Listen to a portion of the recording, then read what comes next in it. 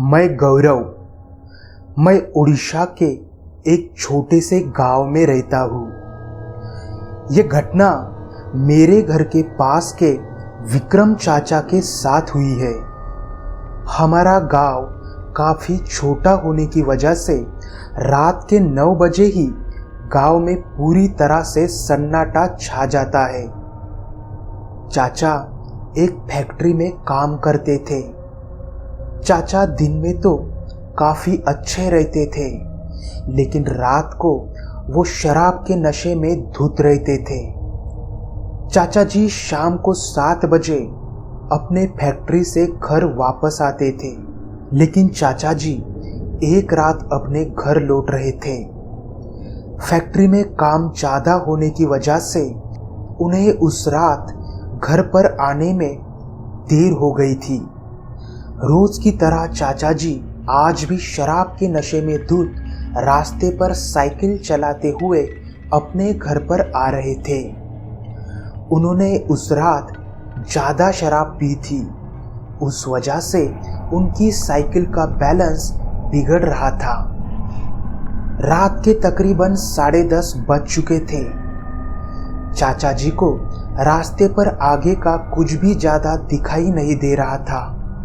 वो हल्की हल्की चांद की रोशनी में अपनी साइकिल धीरे धीरे चला रहे थे, लेकिन चाचा जी को अब आगे का रास्ता साफ दिखाई नहीं दे रहा था। चाचा जी फैक्ट्री से अपने गांव जाते वक्त रास्ते पर एक मंदिर लगता था। अब चाचा जी को आगे का रास्ता कुछ भी नहीं दिखाई दे रहा था, तो उन्होंने सोचा आज की रात इस मंदिर में ही मैं गुजार लेता हूँ। चाचा जी ने घर पर फोन करके मंदिर में रुकने की बात घर वालों को बता दी और उन्होंने फोन रख दिया। मंदिर काफ़ी सुनसान जगह था। मंदिर के आजू बाजू में थोड़ा थोड़ा जंगल भी था। मंदिर के 10 या 15 कदम दूर पर एक बड़ा सा कुआं भी था। चाचा जी ने मंदिर के पास अपनी साइकिल लगा दी और वो मंदिर में चले गए और वहीं पर वो सो गए। कुछ देर बाद उनकी नींद खुली, क्योंकि उन्हें किसी के रोने की आवाज़ आ रही थी। चाचा जी ने अपने घड़ी में देखा तो रात के तकरीबन 1:15 हो रहे थे। वो रोने की आवाज़ अब थोड़ी ज़्यादा जोर से आ रही थी। चाचा जी अपने जगह पर बैठ गए और सोचने लगे, इतनी रात को कौन रो रहा है। चाचा जी ने इधर उधर देखा और वो मंदिर से थोड़े बाहर आए। मंदिर के बाईं ओर 15 कदम दूर पर एक कुआं था। उस कुएं के पास एक औरत जो सफ़ेद साड़ी में थी, वो अपना हाथ चेहरे पर रखकर काफी रो रही थी। पहले तो विक्रम चाचा उसे देखकर डर गए, लेकिन धीरे धीरे घबराते हुए चाचा जी उनके पास जाने लगे। अब चाचा जी और उस औरत के बीच का फासला 5 कदम ही था। वहीं से चाचा जी ने उसे पूछा, अरे कौन हो तुम, क्यों रो रही हो? उसने कुछ भी जवाब नहीं दिया और वो फिर से रोने लगी। चाचा जी ने उसे गुस्से से बोला, अरे क्या हुआ तुम्हें, क्यों रो रही हो तुम, कहाँ रहती हो तुम? उस औरत ने अपने चेहरे पर से हाथ हटाया और चाचा जी को मंदिर से थोड़ी दूर बहने वाली नदी की तरफ अपने हाथ से इशारा किया और वो बोल रही थी, मेरी बकरी कहीं पर खो गई है, मेरा पति मुझे बहुत मारेगा। अब चाचा जी बोले, तुम्हारा घर कहाँ पर है? तो वो बोली, नदी के पास। तो चाचा जी बोले, चलो मैं तुम्हें वहाँ पर छोड़कर आता हूँ, तुम्हारे पति से मैं बात करूँगा, वो तुम्हें कुछ नहीं करेगा। वो औरत ठीक है बोली और दोनों भी नदी की तरफ चल पड़े। वो औरत आगे आगे चल रही थी और चाचा जी उसके पीछे थोड़ा सा फासला रख कर चल रहे थे। वो औरत नदी के पास पहुंच गई और वहां की झाड़ियों के पास चाचा जी की तरफ पीठ करके रुक गई। चाचा जी भी उससे 10 कदम का फासला रख के खड़े थे और उसे बोले, तुम्हारा घर कहाँ है? यहाँ पर तो कोई भी घर नहीं दिख रहा है। तभी उस औरत ने एकदम से पीछे मुड़कर देखा तो चाचा जी का पूरा नशा ही उतर गया, क्योंकि वो औरत अब किसी चुड़ैल से कम नहीं दिख रही थी। उसके काले बाल अब पूरी तरह से सफेद दिख रहे थे।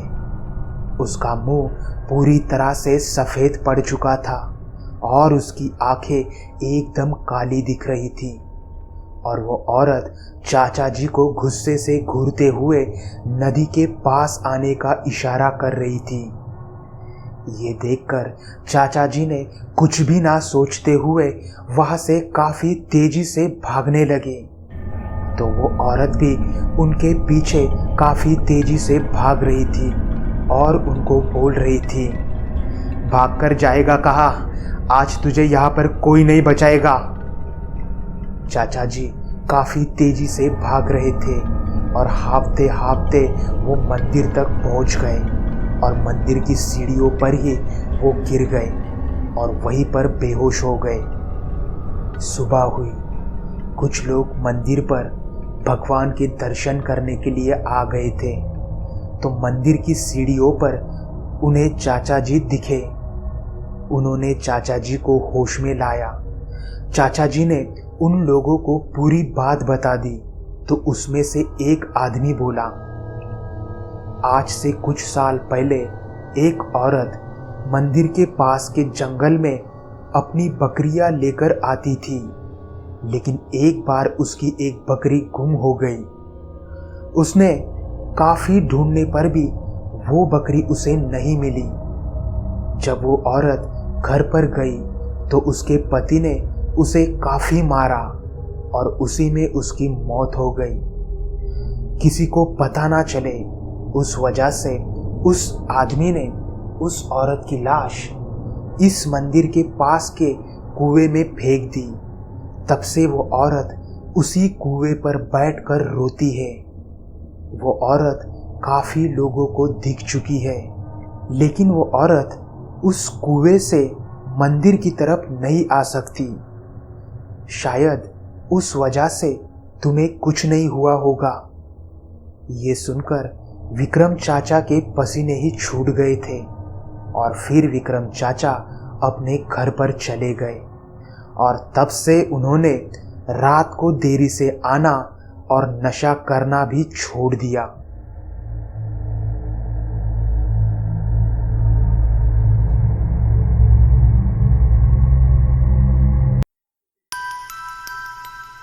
तो दोस्तों, आज के लिए बस इतना ही। अगर कहानी अच्छी लगी हो तो उसे लाइक, शेयर, कमेंट और चैनल को सब्सक्राइब ज़रूर कर दीजिए, ताकि आपको ऐसी ही नई नई कहानियाँ सुनने को मिल सके। तो चलिए दोस्तों, अब हम मिलेंगे कल रात ठीक 10 बजे। तब तक के लिए अपना और अपने परिवार का ख्याल रखिए।